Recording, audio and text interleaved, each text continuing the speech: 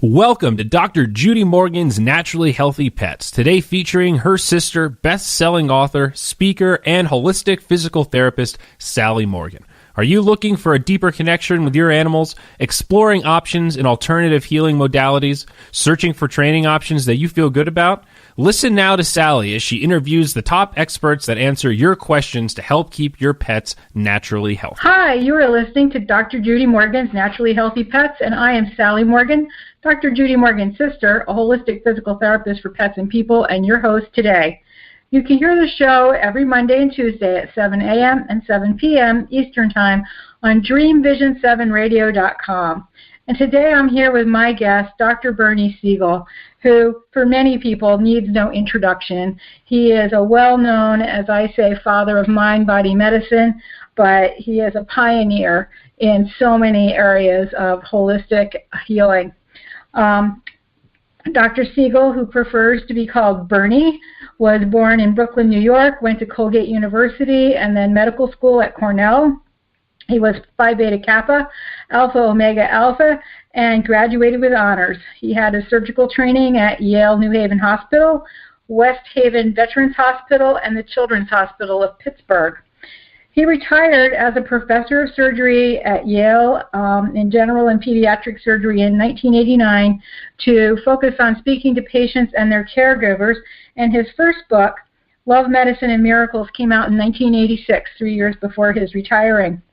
In 1978, he originated Exceptional Cancer Patients, which is a specific form of individual and group therapy. It's drawings, dreams, images, and feelings. ECAP, as it is known, is based on what Bernie calls carefrontation, not confrontation. And I've seen him do this, and it's a miracle. You provide a safe and loving therapeutic confrontation to facilitate lifestyle changes and healing in an individual's life. He realized that everyone is capable of exceptional behavior. And his wife, Bobby, who worked with him for many years, live outside of New Haven, Connecticut. They have 5 children, 8 grandchildren, and more pets than I could name.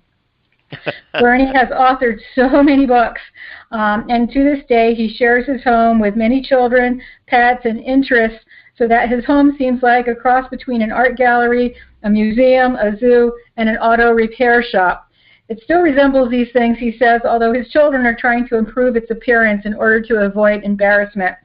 His first book, Love, Medicine, and Miracles, was published, as I said, in 1986. And when I had cancer 11 years ago, I was standing in my office staring at my bookshelf saying, there must be something here I can read, talking to my dog Comet, and Love, Medicine, and Miracles fell off the shelf and hit me in the head. If that's not a message, I don't know what is. Bernie's next book was Peace, Love, and Healing, and then that came with How to Live Between Office Visits next, and then Prescriptions for Living, Help Me to Heal, 365 Prescriptions for the Soul, Smudge Bunny, which we'll talk about, 101 Exercises for the Soul, Buddy's Candle, Love, Magic, and Mud Pies, Faith, Hope, and Healing, Words, Swords, A Book of Miracles, The Art of Healing, and most recently, Love, Animals, and Miracles.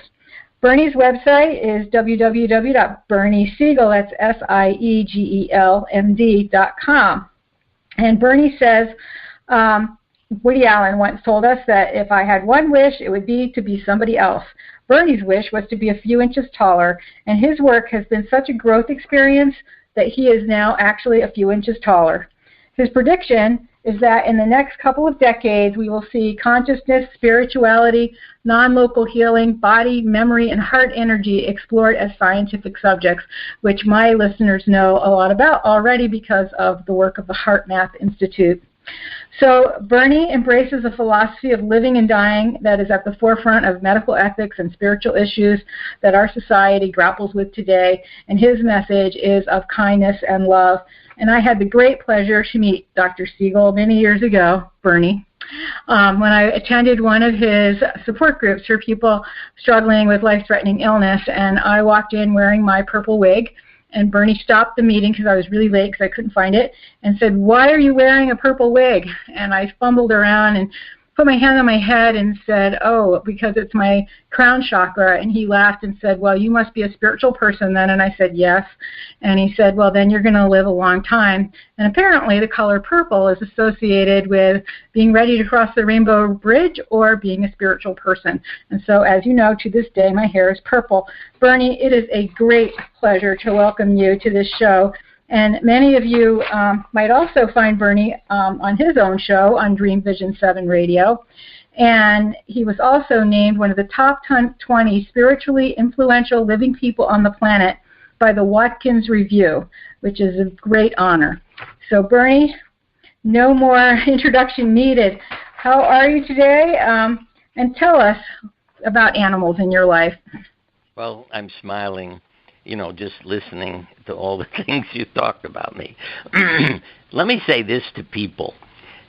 And again, just keep your mind open. But when I was a child, I had a desire to have a dog, a little kid at home. And my parents were not into dogs. I had one for a week. And then I knew they were lying to me, telling me it had mange and they had to take it back. And I knew the dog was healthy, but they didn't want a dog in the house.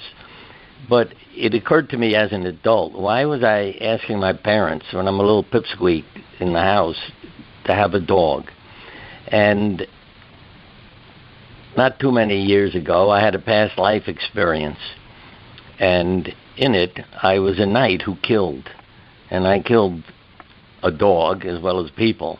And I really felt that my desire to have a dog was to make up for that past life. Because I have cried over stories I've read our children, which are about, one particularly was about a knight who comes home from the war, knows his wife has had a baby, so he goes up to the nursery, and it's covered in blood, as is his dog, and the crib is upside down. So he kills his dog, thinking he's killed his baby. And then he picks up the crib, and there's a dead wolf and his living child lying there. And he realized he just killed the dog who saved his baby's life. Well, I read that to our kids, and I started crying. I mean, today I know why I cried, because it was like something I've lived, that kind of feeling. But at that time, when the kids would say, what are you crying for? It's a story. But I knew there was more to it, in terms of how it affected me than just a story. And as things in my life evolved, I had the past life experience because somebody over the phone, when she heard how busy I was, said, why are you living this life? And I literally went into a trance and saw myself with the sword, and in subsequent weeks went into a trance and saw the whole thing develop in terms of what I did, because I didn't have faith. So it taught me an enormous amount about myself and having faith in the right things. But I think that part of me always wanted to make up for what I had done to animals as a knight, killing. And so our house was literally a zoo. I mean, fortunately, with 5 children, it was like a crew. But the kids had their interests, too.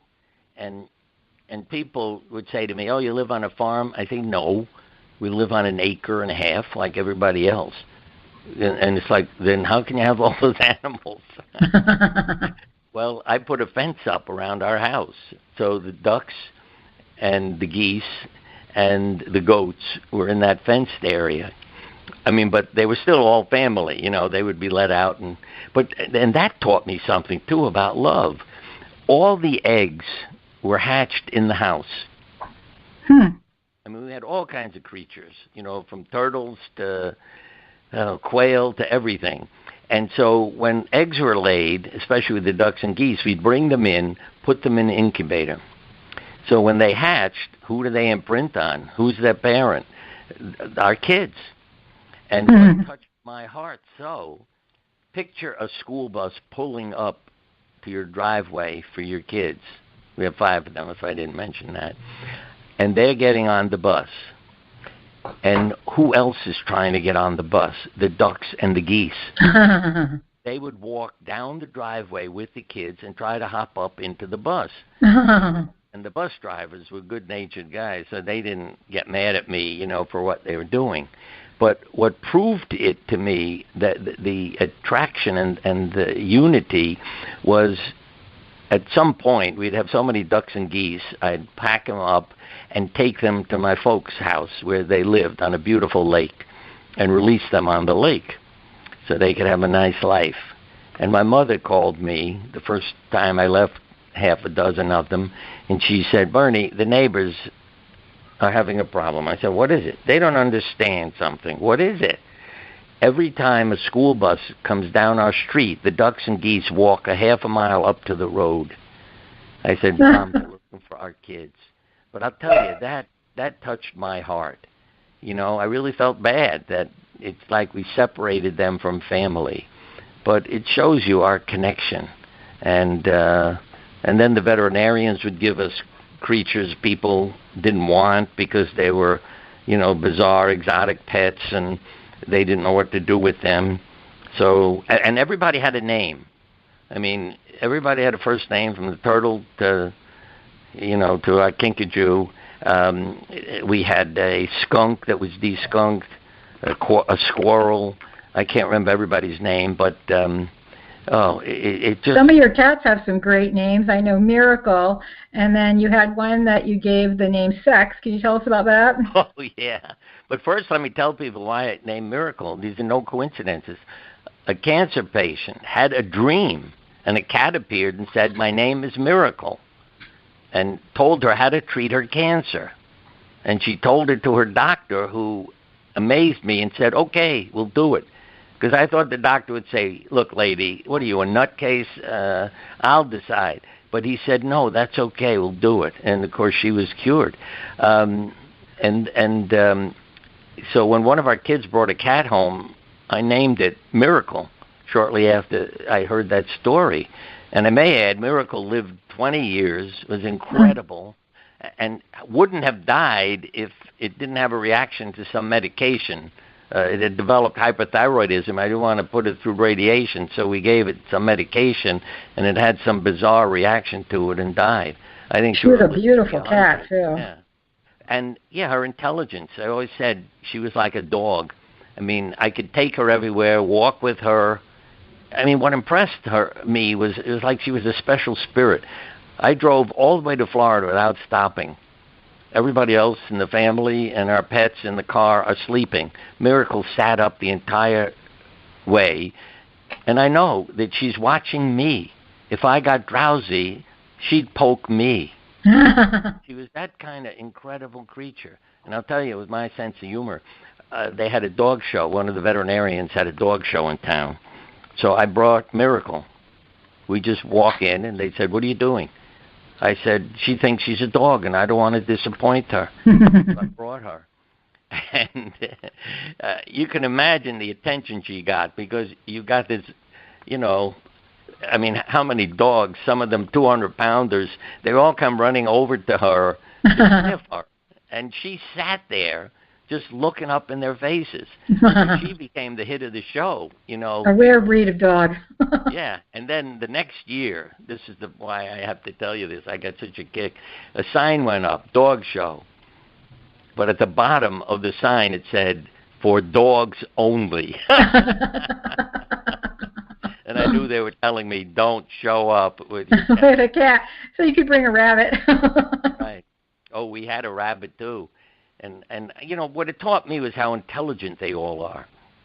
They were all house rabbits, house pets, and how you could train them to live and be clean, use litter and everything else. And what I loved about the rabbit, I mean, she used to ask for attention. She liked to have her stomach rubbed. So when I was sitting in the living room reading a book, she would jump up on the sofa, grab the book in her teeth, and throw it on the floor. And I knew she was saying, rub my stomach, never mind the damn book. And I would rub it, and then she'd go away for a while and let me read. But, it's so obvious that they're all thinking. Yeah, and I learned from my animal intuitive friend, Amelia Kincaid, that you can communicate with animals.